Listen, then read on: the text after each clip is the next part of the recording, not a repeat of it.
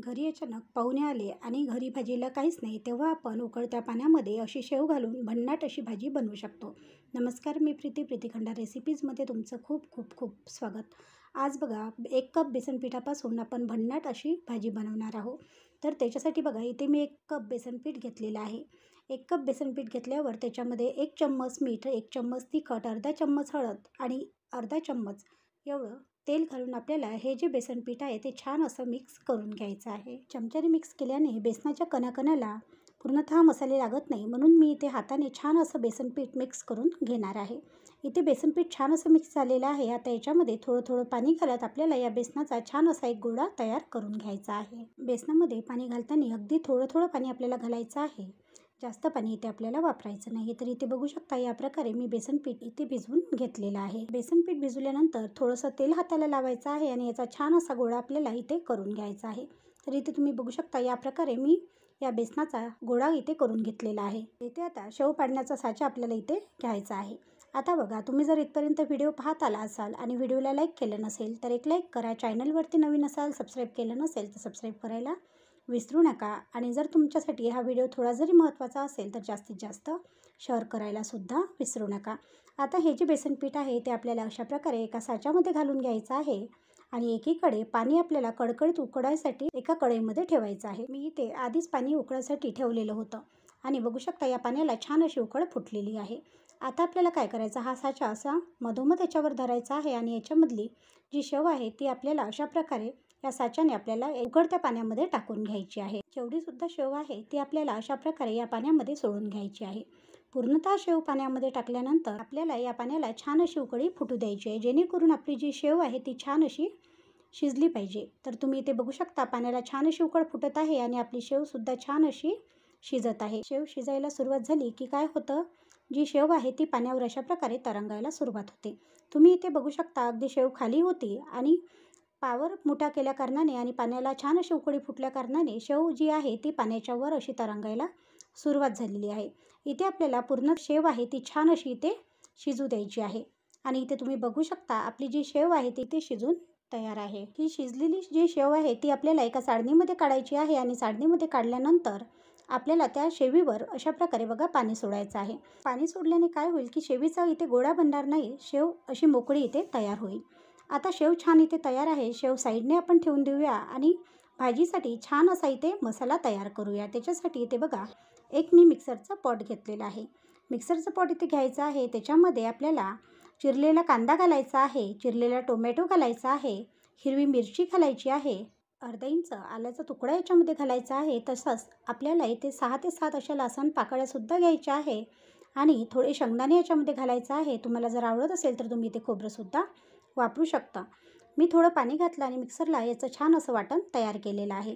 आता गॅसवर कढई गरम करायला ठेवायची आहे. कढई कडकडीत अशी गरम झाली की त्याच्यामध्ये आपल्याला ते 6 चम्मच इथे तेल घालायचं आहे. तेल छान असं कडकडीत गरम झालं की त्याच्यामध्ये आपल्याला जिरं घालायचं आहे, कढीपत्ता घालायचा आहे आणि हे दोन्ही साहित्य जे आहे ते फोडणीमध्ये आपल्याला छान असं होऊ द्यायचं आहे. पत्ता व जिरं फोडणीमध्ये झालं की आता आपण जे बारीक वाटण वाटून घेतलेलं होतं ते वाटणसुद्धा आपल्याला या फोडणीमध्ये घालून घ्यायचं आहे. वाटण फोडणीमध्ये घालायचं आहे आणि ते चमच्याने आपल्याला हे जे वाटण आहे ते फोडणीमध्ये अशा प्रकारे बघा परतवून घ्यायचं आहे. जोपर्यंत हे वाटण तेलामध्ये छान होत नाही तोपर्यंत आपल्याला हा जो चम्मच आहे तो अशा प्रकारे बघा या वाटणामध्ये परतवत राहायचं आहे, म्हणजे फिरवत राहायचं आहे. त्याने काय होईल की वाटण आपलं एकसारखं असं या तेलामध्ये शिजल्या जाईल आणि जे वाटण आहे ते बुडाला इथे लागणार नाही. अगदी 5 ते 10 मिनिटात हे वाटण जे आहे ते छान असं इथे शिजून तयार होतं. या वाटणामध्ये आपल्याला चम्मचभर बेसन पीठ घालायचं आहे, कारण की आज आपण जो पदार्थ बनवत आहोत किंवा जी भाजी बनवत आहोत ती बेसनाची भाजी आहे आणि म्हणून आपल्याला फोडणीमध्ये सुद्धा 1 चम्मच बेसन घालणे खूप आवश्यक आहे. आणि इथे तुम्ही बघू शकता, आपली जी फोडणी आहे किंवा जे वाटण आहे ते छान असं तेलामध्ये इथे शिजून तयार आहे. तुम्ही इथे बघू शकता, वाटणाचा कलर खूप असा चेंज झालेला आहे आणि वाटणाला छान असं तेल इथे सुटलेलं आहे. जोपर्यंत वाटणाला तेल सुटत नाही तोपर्यंत आपली जी फोडणी आहे किंवा आपलं जे वाटण आहे ते तेलामध्ये शिजल्या जात नाही. इथे 1 चम्मच तिखट घेतलं, अर्धा चम्मच हळद घेतली, 1 ते 1.5 चम्मच मीठ घ्यायचं आहे आणि अर्धा चम्मच धळेपूड घ्यायची आहे. आणि हे सगळे जे मसाले आहे ते आपल्याला या फोडणीमध्ये अशा प्रकारे ॲड करायचे आहे. फोडणीमध्ये मसाले ॲड केल्यानंतर आता आपल्याला ही फोडणी इथे चांगली होऊ द्यायची आहे. म्हणजे जोपर्यंत फोडणीला तेल सुटत नाही तोपर्यंत आपल्याला फोडणी इथे शिजू द्यायची आहे. फोडणी तुम्ही बघू शकता, इथे छान असं तेल सोडायला लागलेली आहे, म्हणजे इथे तयार आहे. आता उकळतं जे कडकडीत गरम पाणी असतं, ते पाणी आपल्याला या फोडणीमध्ये सोडून द्यायचं आहे. फोडणीमध्ये पाणी सोडल्यानंतर आता त्या पाण्याला छान अशी उकळ फुटू द्यायची आहे. जोपर्यंत पाण्याला उकळ फुटत नाही, तोपर्यंत आपल्याला जी आपण तयार केलेली शेव आहे ती याच्यामध्ये घालायची नाही. आणि तुम्ही बघू शकता, इथे आपल्या पाण्याला उकळ फुटायला सुरुवात झालेली आहे. पाण्याला छान अशी उकळ फुटली, तेव्हाच आपल्याला इथे आपण बनवलेली जी शेव आहे ते घालायची आहे. इथे मस्त अशी उकळी फुटलेली आहे आणि आता आपली जी शेव आहे ती आपण या उकळत्या पाण्यामध्ये घालून घेऊया. तर इथे तुम्ही बघू शकता, उकळी खूपच मस्त फुटलेली आहे आणि आता हाताने थोडी थोडी अशी मोकळी करत ही शेव आपल्याला या तर्रीमध्ये किंवा या भाजीमध्ये आपल्याला सोडायची आहे. शेव भाजीमध्ये सोडल्यानंतर आता आपल्याला एक चम्मच घ्यायचा आहे आणि चमच्याने ही जी शेव आहे ती पूर्णतः या भाजीमध्ये अशा प्रकारे मिक्स करायची आहे. तुम्ही कलर बघू शकता आणि या भाजीच्या रश्श्यामध्ये आलेला दाटसरपणासुद्धा पाहू शकता. खूप अशी मस्त इथे भाजी बनून तयार होते.